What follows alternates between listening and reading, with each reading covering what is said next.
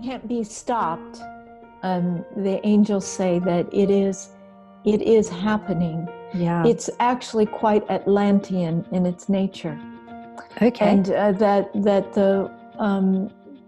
the ancient ones that are walking around on the earth, Right. you yourself being one, understand this is Atlantis coming to life. And so it's that there are, again, some egos out there that want us to be afraid. Mm-hmm. They want us to be afraid. So does 5G generate more electromagnetic frequency? It does, but take that energy and transmute it. If you take the fear out of it, it can't hurt you. And it won't fill you with toxicity. The angels teach that truly it is your own thoughts and denying your feelings and your needs that creates toxicity and then illness. So instead of looking outside of yourself at, oh my goodness, this 5G is horrible. Hey, what's going on inside of you? What are you not communicating? What communications are you ignoring? And they understand that human beings... You got to accentuate the positive. Wow, I feel good. A little bit of feel good goes a long way. You're listening to Karen Swain, teacher of deliberate creation, accentuating the positive, showing you a way to a better life. Accentuating the positive, it's not just fad, it's sanity. Who in their right mind would accentuate anything else? If you feel like that's what you want to do. Hello and welcome to another show, Accentuating the Positive with Karen Swain. So wonderful to be with you again. And remember to subscribe and like the shows if you're watching on YouTube, or if you're watching or listening to us on our audio podcasts and you can't put a comment under it, send me an email or go to the YouTube if you'd like to comment on the shows. I have another delightful, beautiful, angelic being to introduce you to today. Her name is Belinda Womack. Thank you so much for being on the show, Belinda. Thank you so much for having me. It's such a blessing. I have been asked, so Belinda works with the 12 Archangels, and the angels asked me quite a while ago to put more angelic energy on my show, to more people channeling angels, and I thought that there would be lots of them. And actually, I don't seem to find that many. There's lots of other people talking about many subjects, but so you're really helping me fulfill their mission that they've asked me to get more of that angelic message out, because there's so much fear perpetuated amongst the minds of humans, even in the evolving consciousness space, or the new age space, or whatever you want to call it. So thank you again for being on the show. I'm just going to go into your story, your bio, just read your bio briefly. It's quite a long bio, but it's going to explain how this happened to you. I like to put people's awakening stories on the show for those people who are awakening themselves. After 25 years, I'm sure you've said it many times. I have. I hope you're not too sick of saying it over and over and over again. No. But let me just introduce you. Belinda J. Womack is a spiritual counselor, teacher, and the author of Lessons from the 12 Archangels, Divine Intervention in Daily Life. A scientist by training with dual master's degree in microbiology, biology, and environmental science, Belinda was called into service by the 12 Archangels while working in a medical university lab when she was doing a stem cell experiment. For over 25 years since that meeting, Belinda has had an active spiritual counseling practice working with the 12 Archangels to support individuals, couples, and families with seemingly impossible problems to solve. The 12 Archangels of the central sun, or soul of the universe, are the all-powerful and all-loving energies that pour forth from the heart of God, flowing rays of singing sunshine. These energies are similar to music. coming from a perfectly tuned orchestra where it is difficult to distinguish one instrument from the other. This is just such a beautiful description. Anyway, we'll go on. From the sacred music and light of the central sun, the 12 archangels created Earth, an amazing schoolroom established so that oneness, all that is, can dream a dark dream and experience the reality of fear and the illusion of being separate from the Creator. According to Belinda, we are here to learn through our experiences and choices that we are the children of the divine. Belinda's book, Lessons from the 12 Archangels, is a treasure chest of channeled angelic wisdom that offers clear strategies for transforming the wounds trapped within the deep subconscious that block us from experiencing positive change. The guided imagery exercises integrate the healing power from batteries of spiritual energy, or chakras, together with the unconditional love of the 12 archangels of the central soul. I love that, the central soul, the central sun. This facilitates a vibrational super shift that moves us from focusing on our suffering here on earth to receiving heaven's abundance and joy. The purpose and experience from working with these authentic guidance in the lessons from the 12 archangels is to discover how to change our everyday realities into living on earth as we do in heaven, a place and space where we are conscious of our divinity and the healing power that lives within us. Belinda, together with the 12 archangels, has developed a Change Your Everyday Reality to Heaven on Earth video and audio lessons, including the 12 Archangel University membership program. She also offers a twice monthly live channeling for the 12 archangels in the Illuminating Conversations membership. So this is your membership program. Yes. Beautiful. And you can find more about Belinda at her website, belindawomack.com, WOMACK, for those people listening on audio. Wow, you're a busy girl. I am, Karen, and I don't think I've ever had anyone read my entire bio, so how very generous of you. Well, it just, instead of you sort of going in, it goes into it. So let's just go over briefly, because there's so much to talk about, briefly how this all began.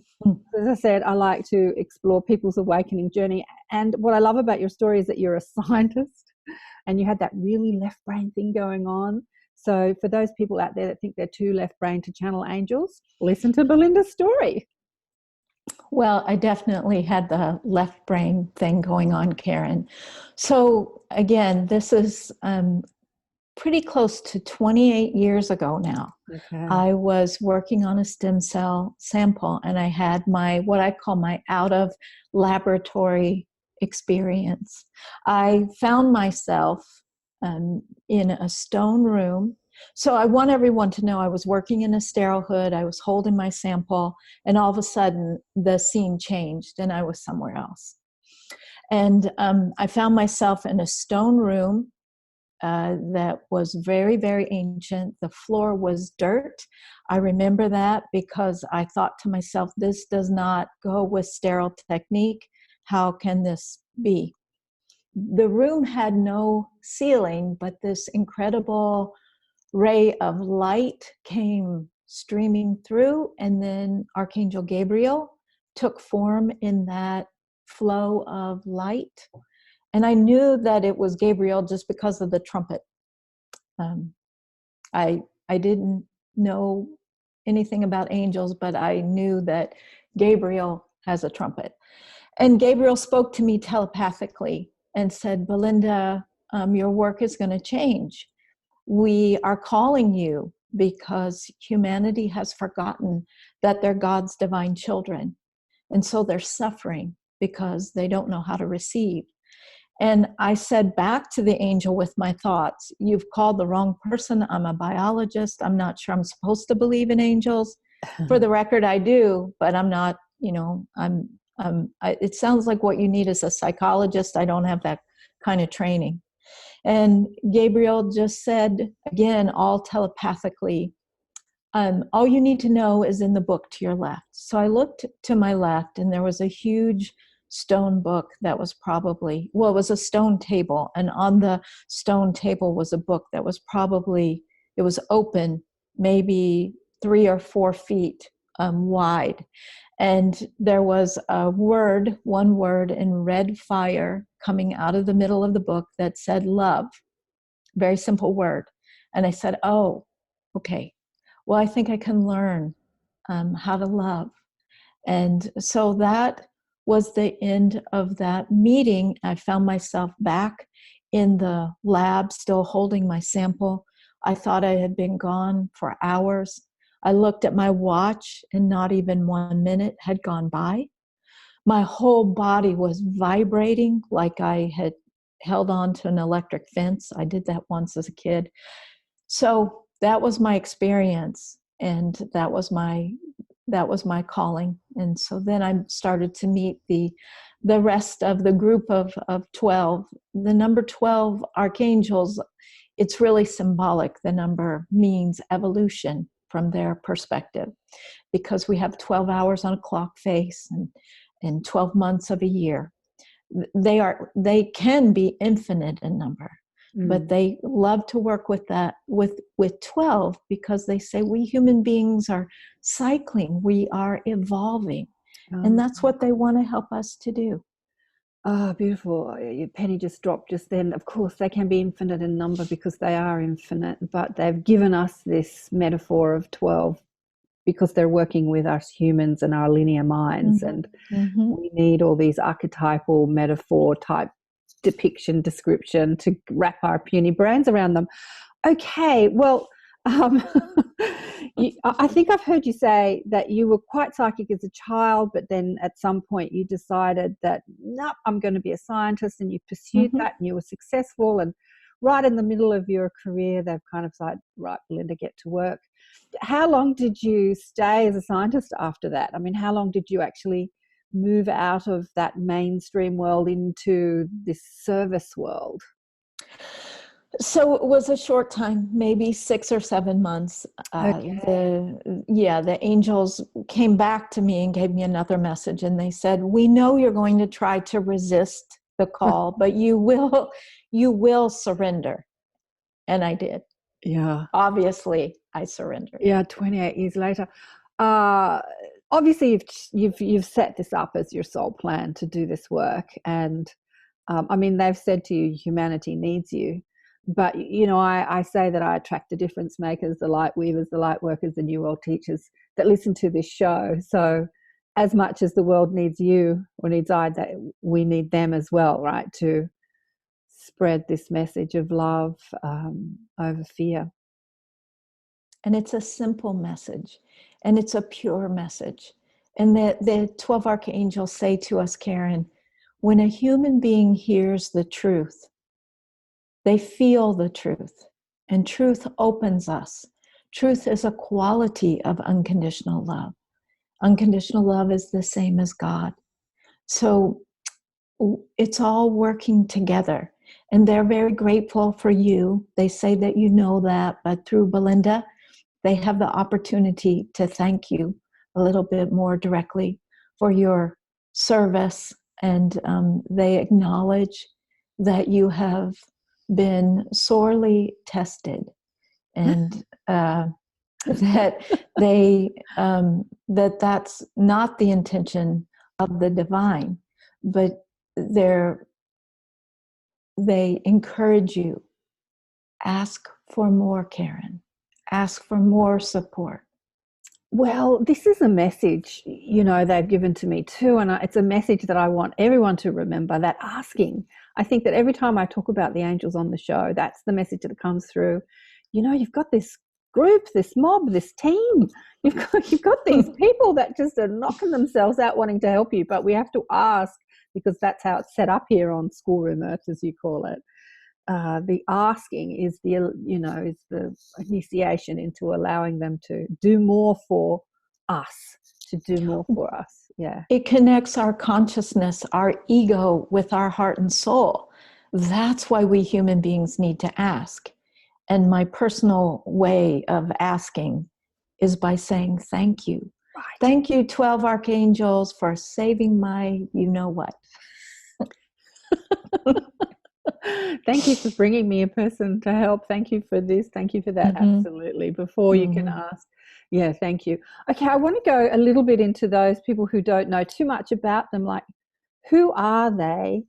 What are their names? And how are they serving humanity? It says in your bio that they spun out from the central sun, or, you know, they're an extension of the creator of all that is. And they created Schoolroom Earth. So the archangels, the energy of the archangels designed it, came up with it, created this polarized environment in which we could come and experience forgetting and then remembering. So I'm just going to bring them in because it's much easier for me to do this directly. All right. Karen, we thank you for the opportunity to speak to you and to those you care about, all those people that you are teaching and helping to open and to awaken. Who are we? Who are you? We all come from the same energy. We come from the energy of love. Our mission, and we are called the 12 archangels of the central sun, is to help all of divine oneness, the entire universe, to wake up to the value of love, to the glorious deliciousness, the euphoria of love. Because when you work with this power, when we work with this power, all of God, the Creator, oneness, expands. Schoolroom Earth is a very, very special place in the universe that has the attention of all of divine oneness, not just angels and ascended masters and what you may call ETs and galactic beings, frogs and trees and whales and people. You see, Schoolroom Earth is the place where God's energy gets to come and be expressed. It gets to be an individual or individuated. That's a tough word for Belinda to say, but we believe you understand her. It is where you get to fully experience divinity in manifestation and in action. Yet you also have the opportunity to experience the illusion of what it's like to live outside of love, outside of oneness. This experience of fear allows you to temporarily, momentarily believe that you are all alone. And in that aloneness, you have the opportunity to tap into the truth that aloneness is impossible, for you can never leave the Creator. So as you human beings learn, all of the great cosmos is learning through you to appreciate love, to have qualities that only going through Schoolroom Earth can teach: compassion, sharing, receiving, giving, honoring.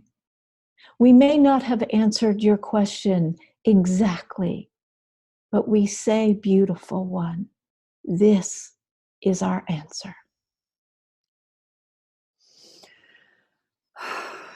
Just basking, Belinda. I'm just basking. It's hard to talk when you're basking in that energy of, whew. Actually, you have answered the question beautifully. As you were talking, I was just receiving more detail to your answer. In that, as humans, we like to label, we like to compartmentalize, we like to separate. That's the job of our egoic mind. And so the 12 archangels, as we discussed, have been identified as name and color and individualized. But as you were talking just then, I got this sense that there really is no separation or individualization between any of them. And as you say, they're infinite. There's not 12 of them. It's just infinite energy.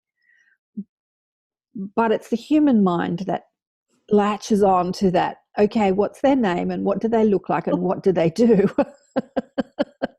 Which is a conversation that we have a lot in this, like we have a lot. Do we need to go into that conversation today? Well, just very quickly, they would like to just connect a few dots. So they say that their names are unimportant. They say that the celebrity angels, just because humans are more familiar with these names, would be Gabriel and Michael and Raphael. Yeah. But the celebrity. they're these angels and their names have been translated into indigenous languages all over the world. Mm-hmm. All peoples of Schoolroom Earth know them. They may know them in a different way and in a different fashion, right? They are also the same personalities as the planets in our solar system. So they are everywhere. So for example, Archangel Gaia is Mother Earth. Archangel Gabriel is Mercury. Archangel Michael, of course, has to be Saturn. So and Archangel Metatron is Jupiter. So we could go through that. But again, they stop me because they say, what we want everyone to understand is that we are everywhere. And then an archangel of our family, your family, is your Mother Earth. So she's not going to allow herself to be destroyed. Is she expressing human emotion? Is she expressing everything that is the inner turmoil that has to come out into the light so that it can be transformed and healed? Absolutely. But she's not an abandoning mother. And they really want everyone to hear that.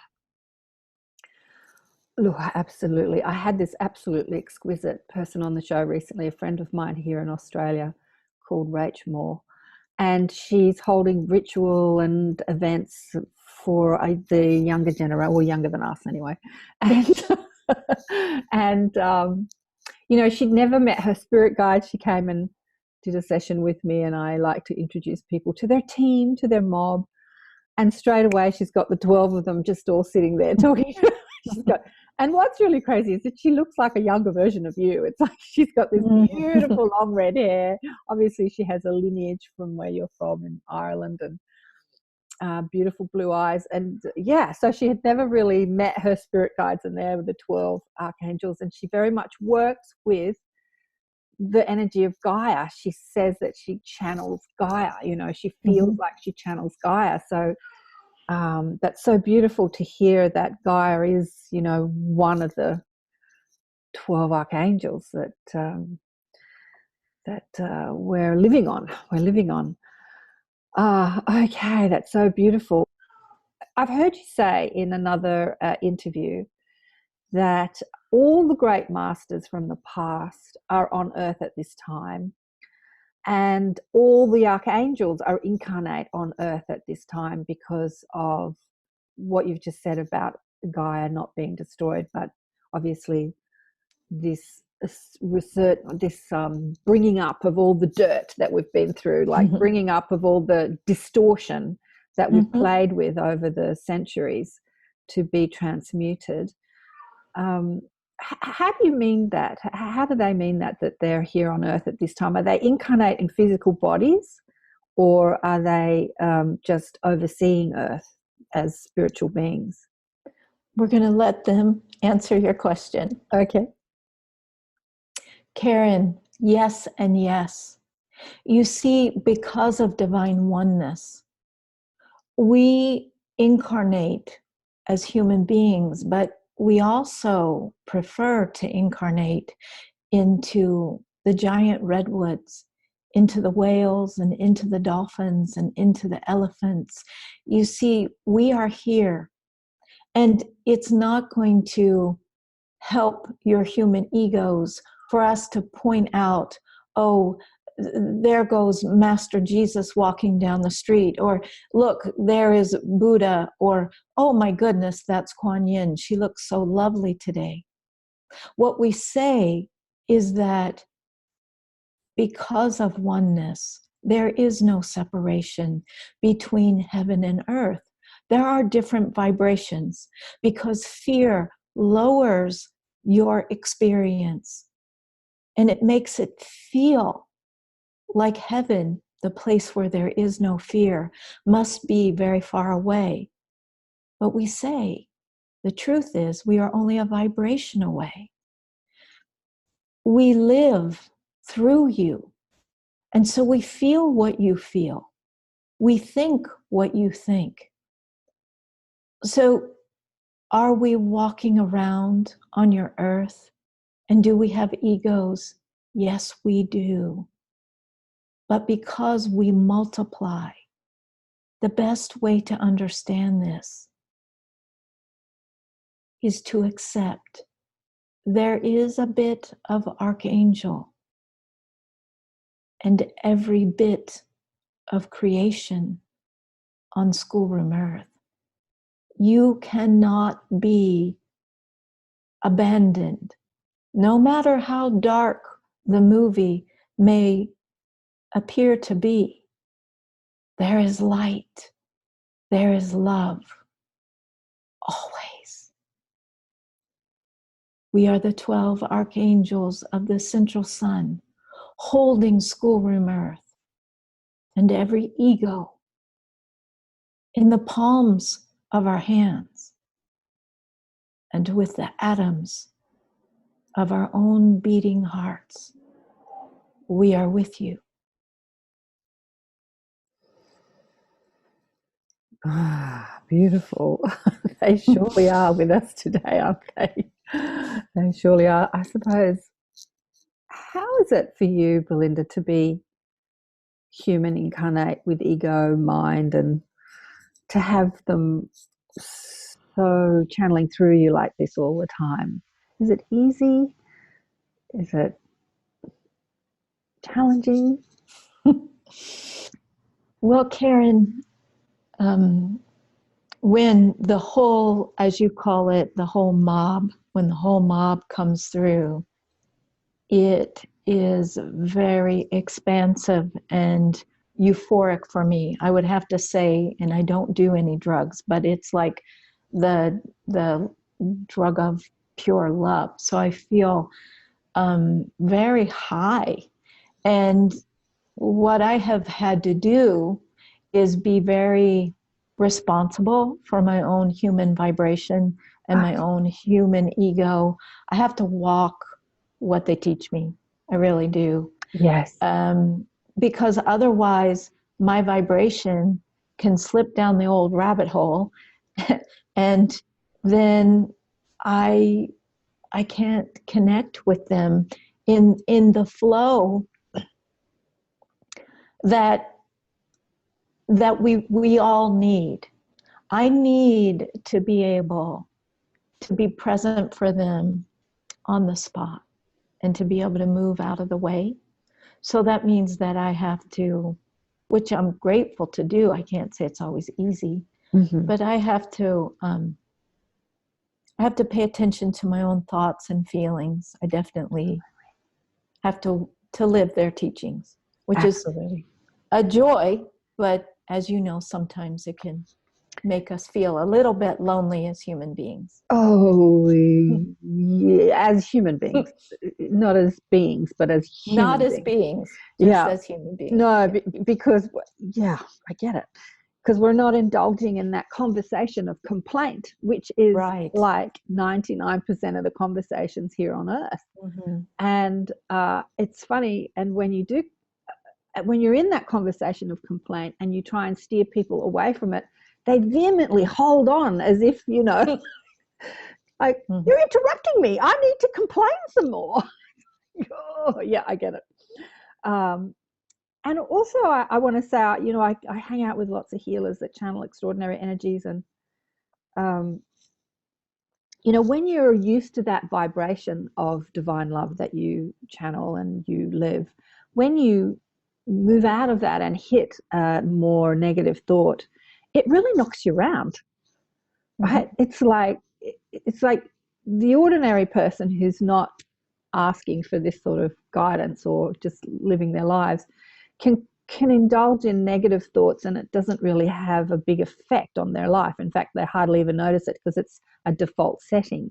But when you become a healer, teacher, channel in service to the divine, you really do have to walk the talk. Otherwise, you get really knocked around when you indulge back into those old negative thoughts, don't you find? Well, absolutely. But here's the truth. Being knocked around, as you say, is what's happening to every single human being, right, all the time from that negativity. Yeah. And so one of the things that I call them the 12 big guns, that they like to teach, they don't use weapons, they use powerful tools of love and color, is that they ask that where we find negativity or lower vibrations or people who are struggling, that we send love. And one of the things that this is just a little quick thing, is I'll ask them to drop flaming rainbow swords straight from heaven, especially into Washington, D.C., but anywhere else in the world, like Hong Kong, for example, and the Amazon, wherever it's needed. And so what does that mean? It means that they understand that we are asking for help. And so they're sending that highest vibration of love that will then anchor into Archangel Gaia's heart. And it creates a positive energy vortex that is sweeping up the sorrow, the grief, the shame, the guilt, the trauma, and transforming it. So we can, all of us, all the time, be making a positive difference, so that not only do we get knocked around less because we're saying, I'm going to walk in love, but we're helping the whole schoolroom to lift up, to experience something better. Absolutely. The challenge is that there are masses of human beings that actually like to be victims. They actually like, believe it or not, they love fear and they like to suffer. Now, that's only on an ego level. That's not on a soul level or a heart level.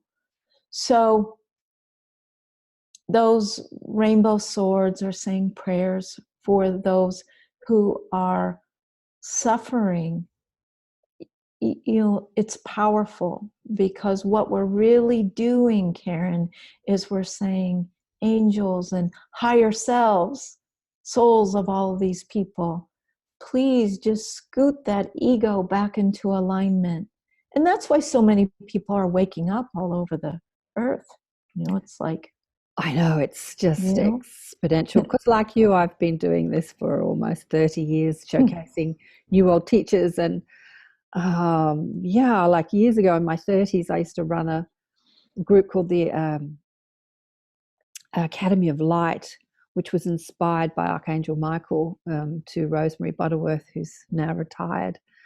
And we used to talk about angels a lot back then, but the conversation on the internet doesn't seem to be so angel focused anymore. That's why I thought everyone was talking about angels. But I want to get back to what you were saying.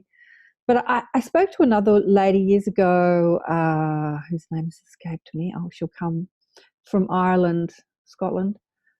Lorna Byrne. Do you know Lorna Byrne? The angel lady? Oh, so she said something that angels don't incarnate. She said something really interesting about angels. She said that they don't have souls and they don't incarnate into human form. And what I was trying to get from that, because I think that language is a really poor way of trying to describe what we talk about when we're talking about the angelic realms or anything non-physical, is that maybe they're not participating like human souls do in the whole learning thing, the lesson thing, the coming to earth and forgetting and then having karma and coming back and doing it again. And I don't know. Could you kind of expand on that? We are the 12 archangels of the central soul. Yes, we have souls. With all great respect to Dr. Lauren, what we feel is that there's just a misconception that is around language. What she is trying to describe is a vibration of purest love that cannot be contaminated. It cannot be pulled down into the human experience that says, I must suffer. I must live a life of pain. We do incarnate because we must. But the best way to understand this is to hear there is no separation between earth and heaven and anywhere else in the universe. So where you think of the central soul as something that cannot be divided into bits and pieces and incarnate as Karen's soul or Belinda's soul or Lauren's soul, we say, just look at it from a different perspective. All souls come from the central soul. All souls come from the central soul, the heart of the Creator. So we say that because of oneness, there is no separation. What beautiful Dr. Lauren was explaining is about a pure, untaintable vibration. But this vibration is accessible on schoolroom earth. And it actually lives within the molecules of each and every one of you. And we thank you for allowing it to grow, to expand, and to heal you. Blessings be, for we are all one.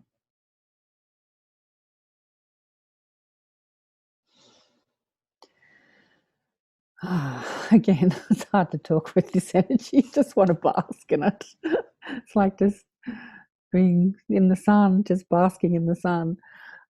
So I hear that it's kind of like this angelic energy that we speak about as separate to us, is an aspect of our soul, like our guardian angel is us. Would that be what they're saying in this oneness? So they're really talking, they're asking this to come straight through Belinda. They're trying to describe different vibrations. Mm-hmm. So when you are a human being, you are going through the human experience, and so you have an ego. Angels, in the sense of as we know them in their purest love, do not have an ego that has the ability to separate from heart and soul. Mm-hmm. Do they have personalities? Absolutely, they have personalities. But their personalities do not allow for deviation from pure love. Where the human, when we incarnate as a human being, we get to experience that. We get to have an ego that, or another way to put it is we have a brain that has the logical, rational, past, present, future, controlling ego part of it. And then we have another part of our brain, which is the spiritual, creative, intuitive, much bigger part of our brain. Angels, they use the part of the consciousness that just focuses on love.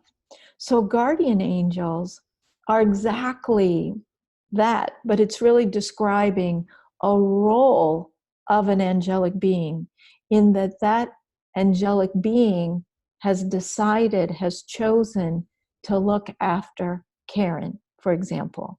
And so we do have a team of angels, and they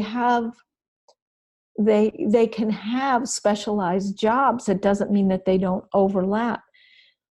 Can an archangel be a guardian angel? Absolutely. Archangel Michael is one of your guardian angels. So it's that it's so hard for our human brain that does go into separation. It's the left cliche hemisphere that does that. Yep. But if you'll breathe into it and just kind of be as that little child, then it starts to make common sense. It just starts to feel right. And it's like, okay, I understand. Let's keep it simple. I need help.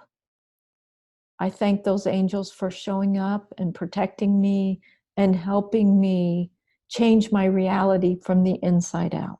Mm. They're very much about that. We create our reality all the time, we human beings. And so we are co-creating with the Creator. The difference is that on schoolroom Earth, we have a subconscious that is piled up with fear. There's cabinets and closets and basements and cellars that holds on to those lower vibrations. Love transforms these lower vibrations. So when we are living in an experience where we are suffering and we want to change that, it's not really about finding the best surgeon or the best doctor. It's about asking, okay, where are those beliefs inside of me that say I'm supposed to be punished through pain and suffering? Where are those beliefs? And I give, wherever they are, I give them back to the Creator. I give them back to the central sun. Yeah. And I forgive the story. Whatever the old story is, I forgive it. Then we change deep down inside of ourselves. And the outer reality has to change because of the divine law. As above, so below. As within, so without.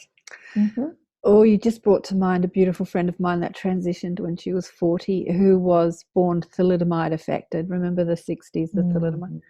So when she was on her spiritual journey, she met some people that said that to her, you know, oh, you're suffering in this lifetime because, you know, bad karma, or, you know, like just that story, which is not what it's about at all.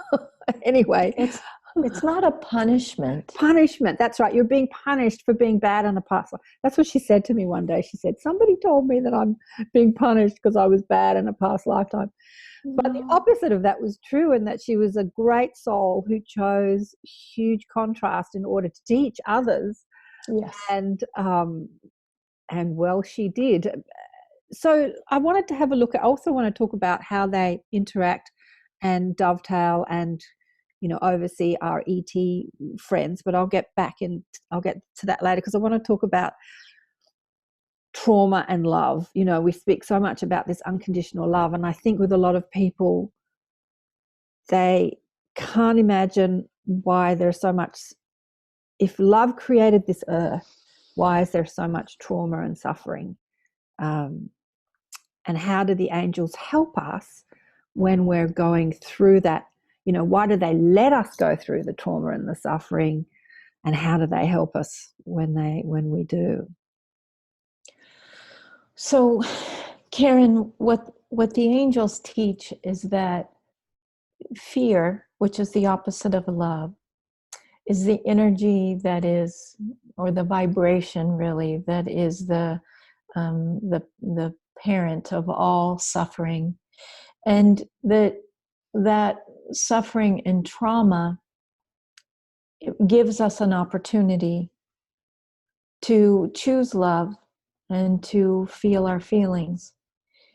they say that to feel your feelings, human being, connects you with the divine feminine. The divine feminine opens you to receive whatever it is that you need from source. It is not the Creator's will for anyone to suffer.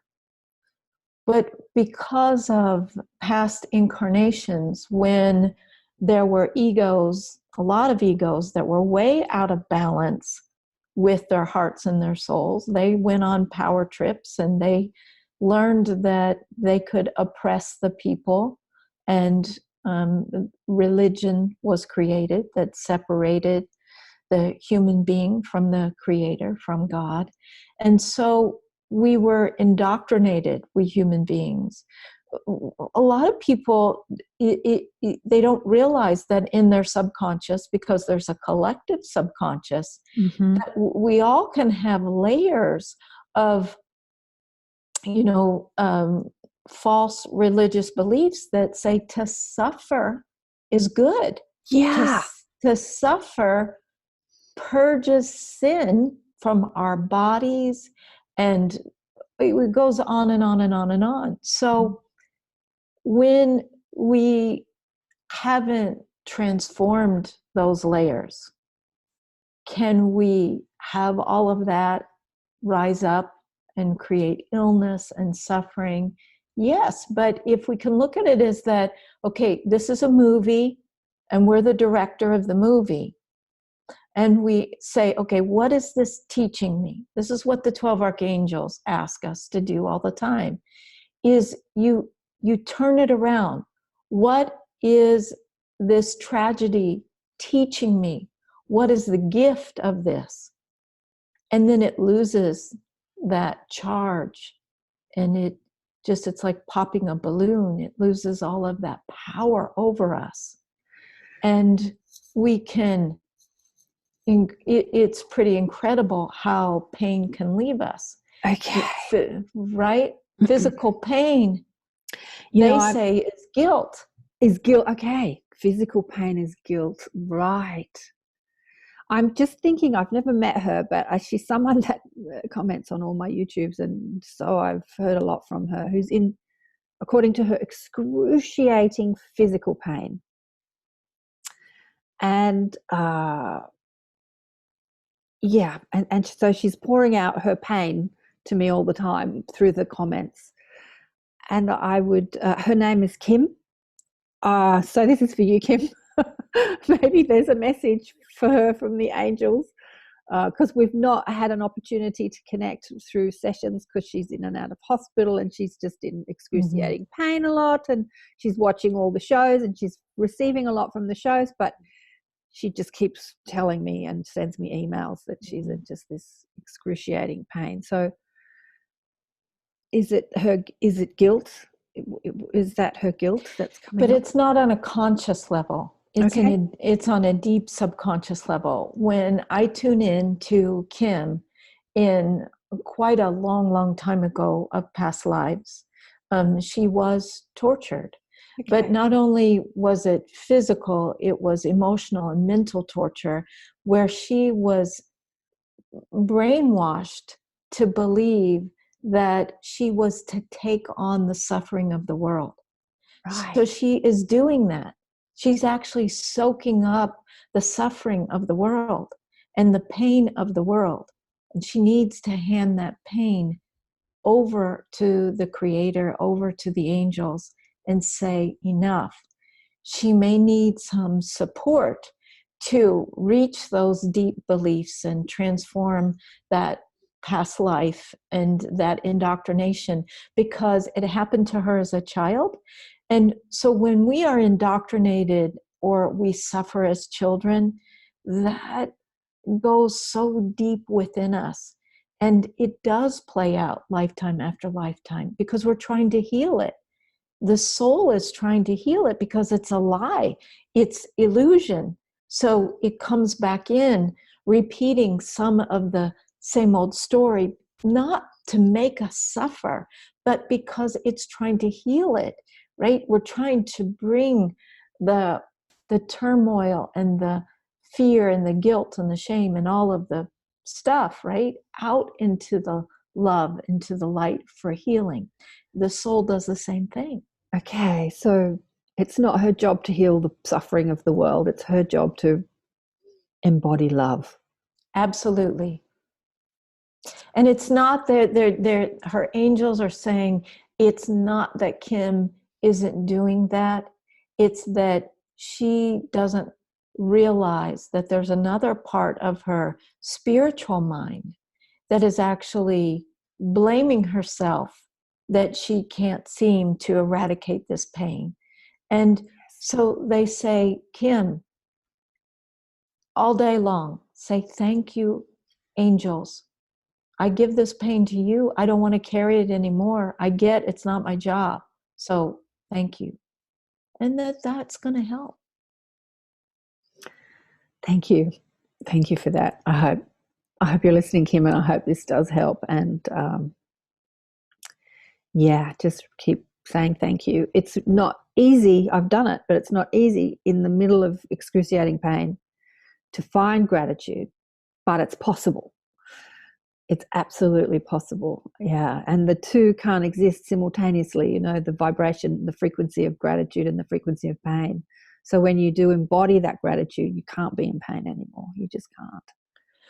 This is true, Karen, but the angels really want to say to anyone out there who is suffering and who has physical pain, the last thing that you want to do is beat yourself up for being in pain. You don't want to go into the part of your ego that says, I'm not doing enough. I'm not transforming enough. I'm not releasing enough. It's to really fill up with gratitude just for your beautiful humanity, your beautiful self, and say, Creator, I'm your beloved child. Thank you for taking this pain from my vessel. And whatever you need me to participate in, whatever you need my conscious mind to participate in, I'm in. I'm here. I'm willing. I am willing. That willingness is all truly that is needed. Absolutely. So beautifully said. I've also heard you say in another interview that when the archangels created schoolroom Earth, so this polarized environment where we could, as souls, come in to experience density or fear. Who knew that fear would be so entertaining? Who knew? And what I'm seeing a lot amongst the sort of light worker community is that all these people are reaching out to do good in the world, but they're focused on the fear and not the love. So one of the fears that is coming up at the moment is the 5G.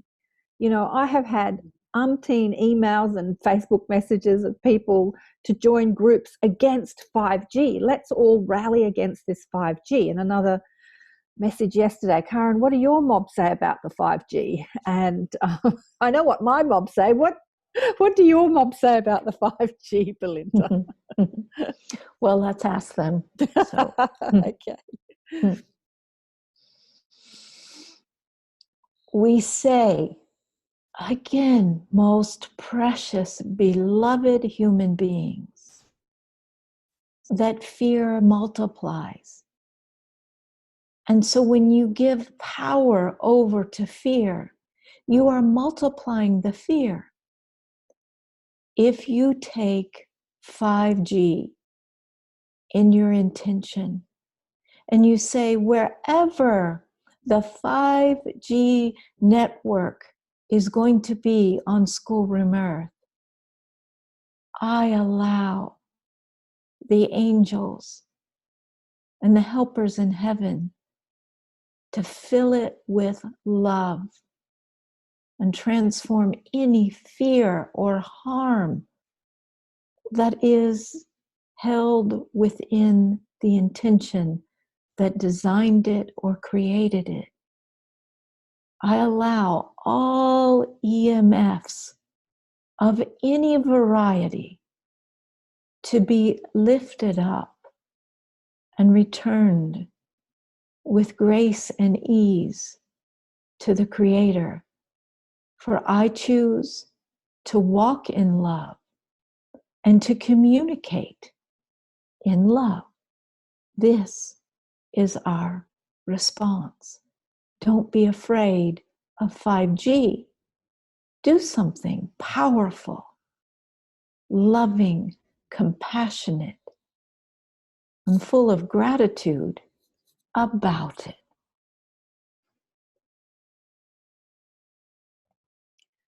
What can we do about it? I mean, most people think that what they can do about it is to push against it and scream about it and say, we don't want this, we don't want this. But it's rolling out. It's, you know, I live in the city. It's everywhere. Like, we're surrounded by this, there's just so much fear around it. But I agree with, you know, why would I not agree with what they say, that love, the frequency, the vibrational energy of love can transmute any vibration, be it a 5G vibration or a negative thought, being, you know, someone attacking you with negative thoughts, or whatever vibration you deem as bad, that love can counteract, transmute, overcome all of it, right? Absolutely, it can. It can. So instead of pushing against it, love it, and just think about a better way. If it's not optimal for our communication network or for the health of humanity, love that it's being, love the intention in which it's being rolling out, and see another. It can't be stopped.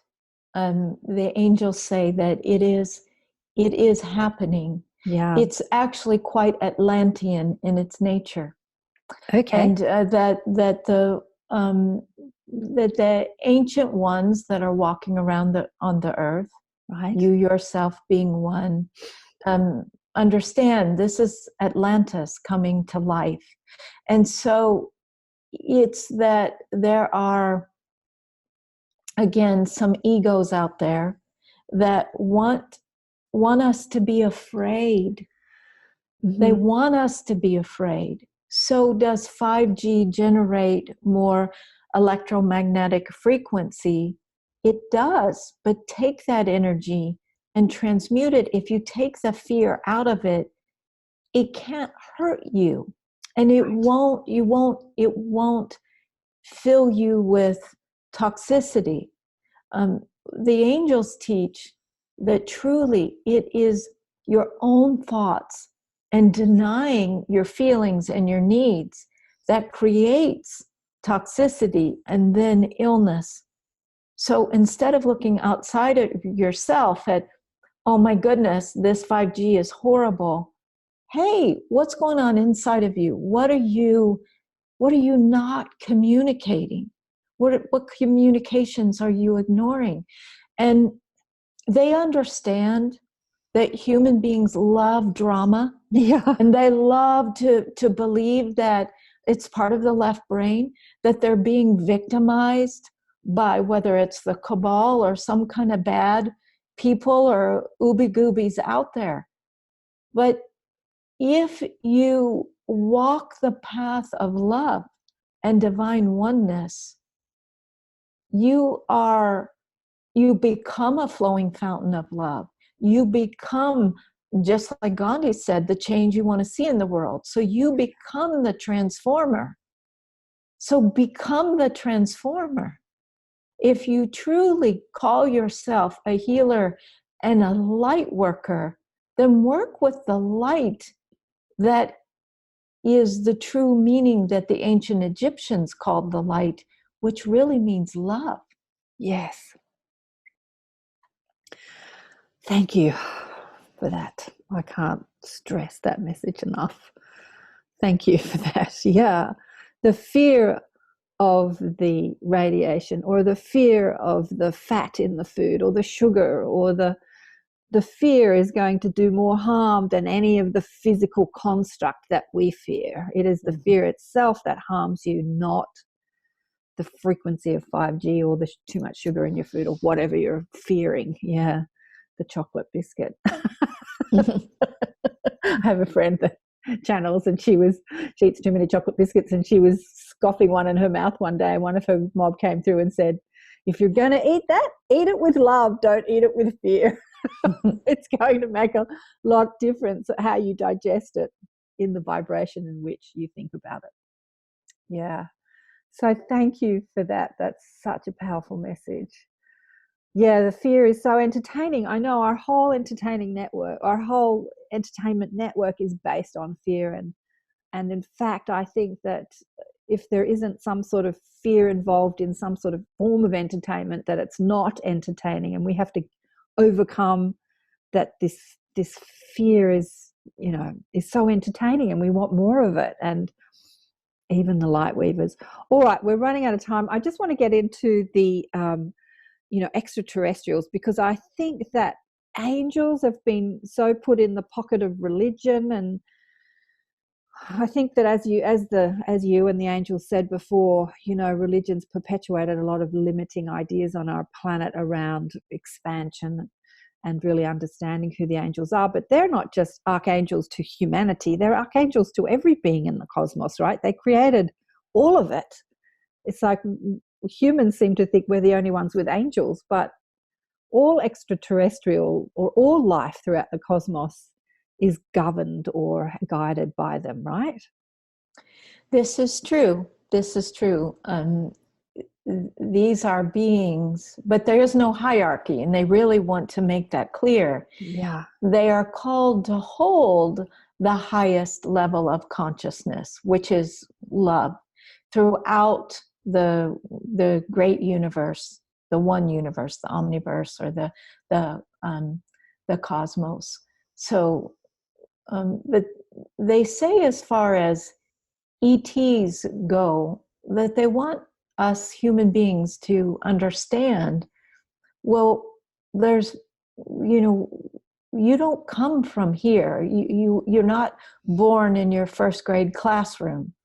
You come from all places throughout the great universe to study here, to learn and grow. So are there some beings and souls that are indigenous to schoolroom Earth? It depends on how you look at that. All seeds of life come from the heart of the Creator. So there was a lot of alchemy required to be able to create a bipolar brain. So the angels say, we will just let you sit with that, because we don't want to open Pandora's box and have egos throwing, they are saying, spoiled eggs in the heavens towards our direction. We say that did take some engineering to create that bipolar brain. Yeah. But your soul all souls come from the center. And that is why your path is to find your center. And that is about choosing love. So if you are experiencing anything that doesn't bring you joy, we encourage you to step out of hopelessness and helplessness and to say, show me what I need to learn from this. Show me what I need to learn about myself. Show me, so that I can create and manifest something far better, far happier for me and through me, for all concerned. Because the human collective is always also one body. So it's like whatever one human being does, it's the law of one that helps self, helps another. Whenever you help another, you help the collective. So this is why it is so imperative for anyone with consciousness, for anyone that is aware enough that they know logically to make the choice of love. Make that choice. Make that choice. because you incarnated into schoolroom earth to help lift up the collective through you, through your DNA, through your atoms, through your thoughts, through your feelings, through your communication, through your beliefs. Yeah.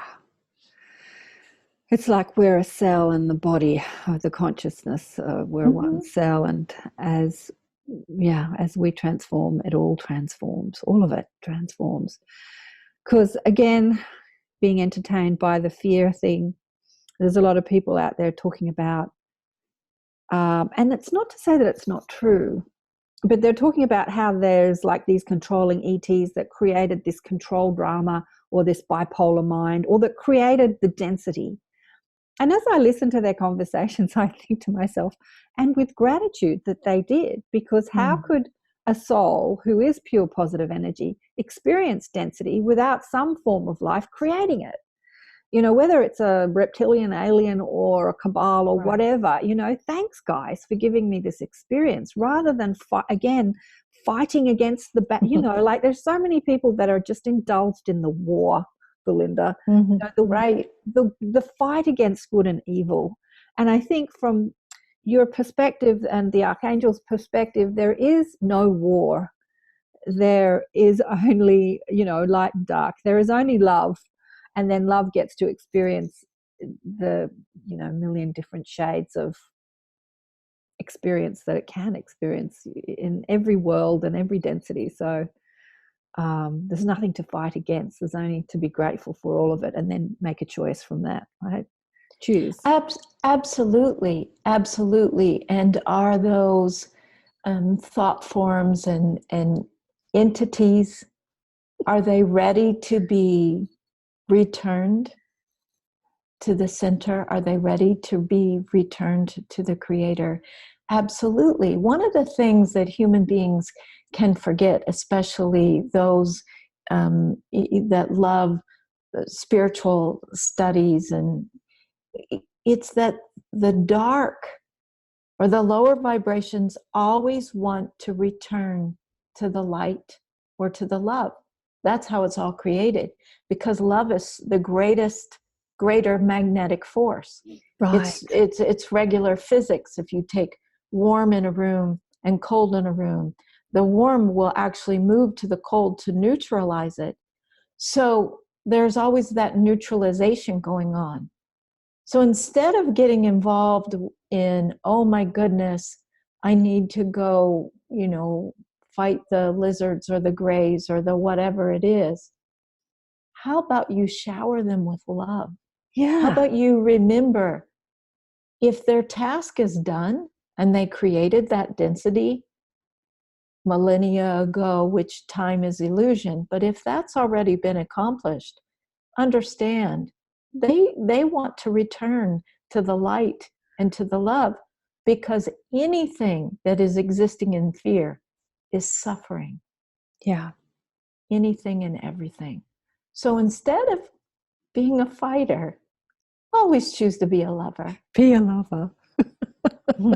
Because we are lovers. That's who we are, right? We are the lovers. And it takes so much energy away from us to be the fighter. And when we stop fighting, that energy returns. Like we just energize, because we stop pushing against. We stop saying no. Yeah. And we start saying yes. Yeah. Yes to all of it. Yes to the love. Yes to the fear. Yes to all of it. But yeah, yes to the light that created all of it. You know, as I think about it, it must have been pretty tough. Like, as you say, to create density, once you've created it, it's going to naturally acclimate. It's going to naturally move back to where it comes from, to sort of, it's like magnetize back to the light. So in order to create the density, it would have been really hard work. It's like it would have been skillful. Whoever created the density, they were very skillful in doing it. It would not have been to give us these experience, because, you know, when we all re-emerge, we realize that we are that love and that we could never have been hurt anyway. So, right. Well, 10:10 here in Australia. Any last messages from the angels to people listening and watching the show? There's many other things that we could talk about, but I think we've covered it mostly. Okay, let's see what they What want to they say. say. We call on you to be brave. We ask for you to be that divine child that wants the truth. Stomp your foot and say, I want the truth. Angels, helpers in heaven, ascended master teachers, I want to know the truth. I want to know my truth. For my truth will set me free. Humanity, we say to you, this is a glorious time on schoolroom earth. And we thank you for your service. And we thank you for being brave and courageous. So what we ask of you is to ask and to receive. You have been so trained to be in your masculine and to give and to give and to give. So receive. Ask the Divine Mother to fill you up and to receive your dreams come true through you, for you. For as you do this, you will know your truth and you will feel that the only truth is called love. Thank you, thank you, thank you, thank you. Our precious sisters and brothers, we are with you, always with you.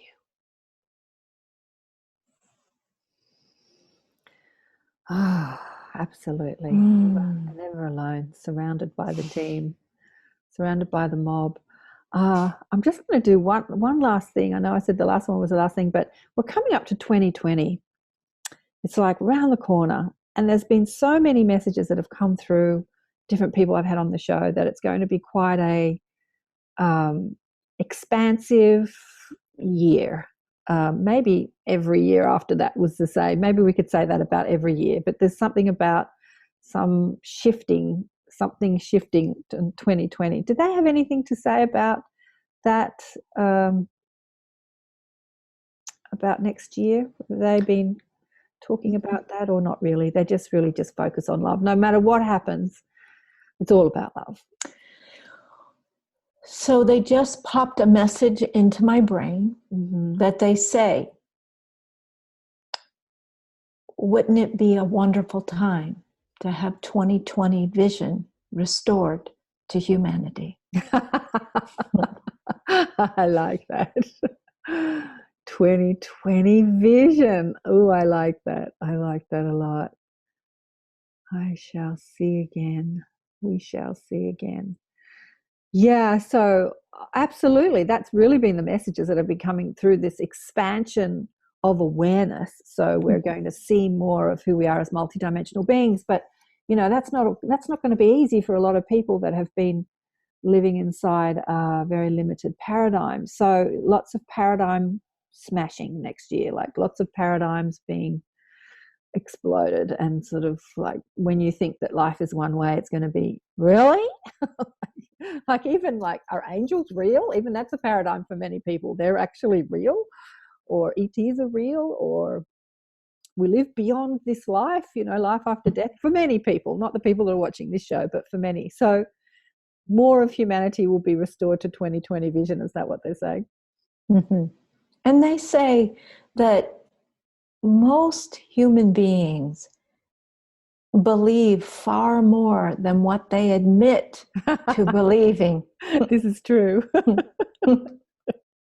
This is true. Absolutely, this is true. I'm not someone to shy away from these conversations. So in any circumstance, social circumstance, I'm talking angels and ETs, and people go, really? They do the shock thing, and then they secretly say, yeah, I believe in that too. Yeah. Oh, I know. Yeah. So maybe to just admit what you believe. Oh, Belinda, it's been so beautiful. Thank you so much for gracing us with your wisdom and your presence. It's been wonderful fun. So thank you. And I'd love to talk with you again. What's coming up for you in the coming years? More of the same? Have you got anything special that you want to let people know about? Any work? Well, the 12 Archangels, I channeled 2 new courses just this past spring. Okay. One is called, oh my goodness, it's Wealth Recreation and Inner Worth Transformation, together with the 12 Archangels Guide to Creating a New Financial Reality. Cool. And it's a 2 channeled courses that go together.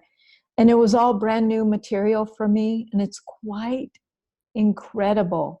They go straight for the subconscious beliefs and give very simple tools to transform those beliefs, because their whole mission is to help, especially healers and light workers, creative musicians and healers and artists, to, hey, we're going to teach you how to get your prosperity into your everyday life. And so it's fascinating. It's really amazing. And so those courses are up on my website. And I just feel quite just so enthusiastic about it, because we're so controlled by money. Oh, yeah. So controlled by it. And these courses, they reveal everything about it, and how to really overcome any financial limitation. And then, in a nutshell, it's tap into the creativity of your soul. But they teach you exactly how to do that. Whatever subconscious blocks are preventing that, they give you the tools for it. So absolutely, it's been pretty incredible. Well, that's wonderful, because I have to say, I've been doing this as long as you, and that's the one thing I see is people that awaken, and then they're earning this huge packets of money from their corporate job, and now they want to be healers or light workers or musicians or poets or I don't know, something. And like, don't give up. There's so much fear around that. Absolutely. Give up your day job. Yeah. It's like, how do you? And then there are a lot of people making money on teaching these people how to market themselves. And what I have found is that I spent $4,000 on a marketing course years ago, and I didn't want to use any of it because it was all fear-based marketing. Right. And I can't teach love and then market myself with fear. And so absolutely, I want to say to you guys out there that please don't fall for those marketing courses that are using scarcity and limitation to market yourself, because you can't teach love and then market yourself with a fear-based. So we have to do the work inside. It's not about what great marketing course we buy. It's about letting go of the fear of not having enough inside. That's the best marketing course we can do, right? Absolutely. Totally. So thank you for that. Thank you for that. I'm sure there'll be lots of people looking into that one. It's all be on your website. It's all about doing the work within, letting go of those paradigms. This fear of money thing was a huge one for me. Huge one. Yeah. And I couldn't. Well, it's incarcerating. It imprisons us. Yeah, absolutely. And stops people from doing their work, because it totally does. Yeah, they can't make money out of it. So they go back and do some menial job that just pays them money, and then really don't feel fulfilled. I see that a lot. So yeah, this is really important for the light weavers, I call them, the new world teachers, to overcome that fear of the money system. And just know that you're absolutely, when you embody that, I'm loved, I'm supported, it just manifests. It cannot but not manifest when you embody it. It just cannot but not manifest that support, whether it's financial support or any other support. Yeah. Thank you again. Thank you again. I don't want to let you go. It's just so beautiful, but I know we should go. Thank you again for being on the show. Thank you so much. Well, how beautiful was that? Isn't Belinda gorgeous?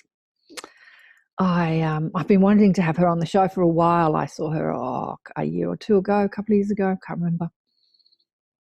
And the angels asked me to put more angelic messages on the show. And, I look for people that are the real deal. I know there's lots of people out there channeling angels, but not to say they're not the real deal. I don't know what I look for, but it's a vibrational frequency that I feel. And that's what I look for. And Belinda definitely holds that frequency. The mob, her mob, my mob, same mob. Maybe that's what I'm looking for, same mob. Anyway, we're all one in the eyes of God anyway. But she is the real deal. After I turned off the recording, we chatted as we do. And she was kind of giving me some guidance, some readings, which is not often that people do that. I'm usually doing that, believe it or not, for the people that I have on the show. I didn't ask for it, but she can't help herself. She just starts, they just start blurbing through her. And I have to say, it's not that she told me anything I didn't already know, but the thing about guidance is that, you get it, and then your ego mind kind of pushes against it or says, oh, you're making it up, or that's not real, or really, you can't do that.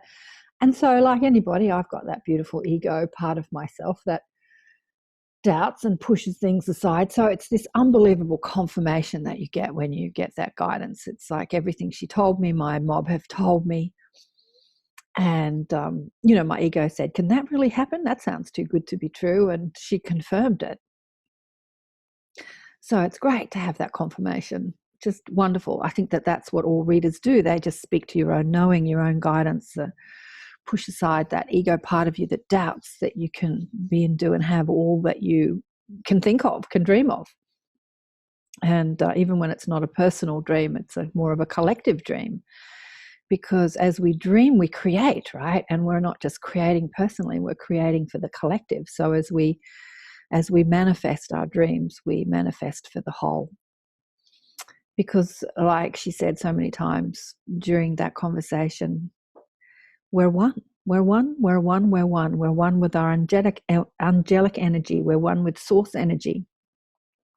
We're one with all of it, and not to push against any of it, not to label it as good and bad or right and wrong, just to see it as experience that we're going through as we're returning, being magnetized back to the source of pure positive energy and experiencing all this contrast and density along the way. But we're one with all of it. Yeah, so I would highly recommend, if you want to have a session with her, beautiful, just basking in the energy is enough. I hope that you feel the energy as much as I did. I sort of turned the camera off just to put her on when she was talking so I could just sit back, close my eyes and just bask. And then, of course, I have to turn the camera back on and go back into the questioning mind. Okay, right, I've got to answer the question now. But so easy just to sort of get lost in the beautiful energy, the energy of love, the energy of home, the energy of who we are. We are love. You are love. Remember to feel it. You are love. Remember to be it. You're the lover, not the fighter. So whether you're fighting against your own emotions or the 5G network or the cabal or the evil reptilian aliens or whatever you perceive that you have to fight against, your ex-boyfriend, your parents, your lover, stop, put down your arms, stop the fight and return to love. That's what you're here to do. As a light weaver on this earth, you're here to be the love, to remember, to remind others to be the love and remind others. So yes, I hope you enjoyed that beautiful conversation with Belinda Womack. Just stunning, stunning, stunning. And coming up in the Inner Sanctum, I think I said to you last time, if you were listening to the end of the show last time, is Susie Hansen. And we're going to talk about her ET, her dual soul connection, her ET connections, and how they've evolved out of fear.